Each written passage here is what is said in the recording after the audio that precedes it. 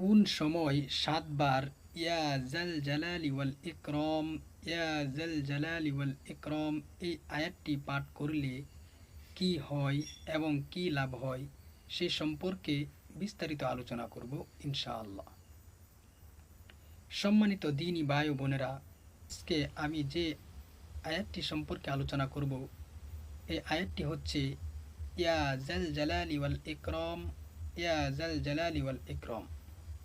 কুরআন শরীফ থেকে নেওয়া এই আয়াতটি খুব সুন্দর করে আগে শিখে নিতে হবে, তারপরে আমল করতে হবে।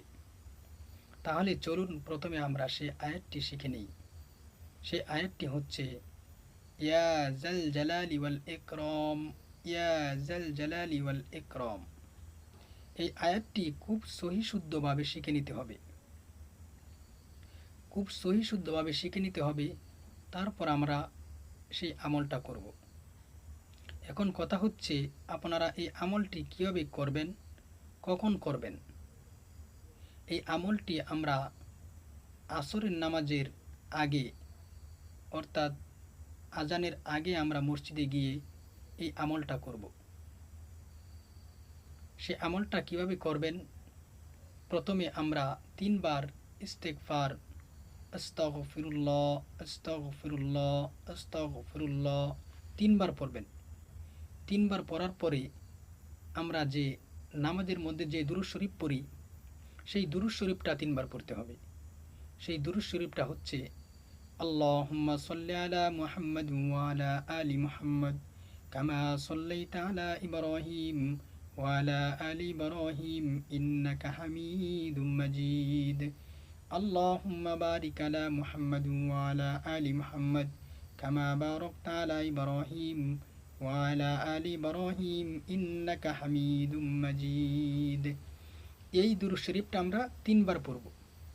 3 বার পড়ার পরে আমরা সেই আয়াতটি আবার পড়ব। সেই আয়াতটি আমরা 7 বার পড়ব। ইয়া জাল জালালি ওয়াল ইকরাম ইয়া জাল জালালি ওয়াল ইকরাম ইয়া জাল জালালি ওয়াল ইকরাম ইয়া জাল জালালি ওয়াল ইকরাম ইয়া জাল জালালি ওয়াল ইকরাম ইয়া জাল জালালি ওয়াল ইকরাম ইয়া জাল জালালি ওয়াল ইকরাম 7 বার পরে আমরা নিজ জায়গায় বসে আমরা যে দুঃখে কষ্টের জন্য, যে অভাব অনটনের জন্য আল্লাহ রব্বুল আলমীর কাছে দোয়া করব, আল্লাহ রব্বুল আলমিন আমাদের দোয়াকে কবুল করবেন। আমরা এই দোয়াটা প্রত্যেক নামাজের পরেও করতে পারি, কারণ আল্লাহ রব্বুল আলমিন আমাদের সমস্ত সমস্যা দূর করনেওয়ালা। আল্লাহ রব্বুল আলমিন আমাদের সমস্ত দুঃখ কষ্ট দূর করে দিবেন। সেটার জন্য আমাদের মনে তাওয়াক্কুল রেখে আল্লাহ রব্বুল আলমীর কাছে চাইতে হবে।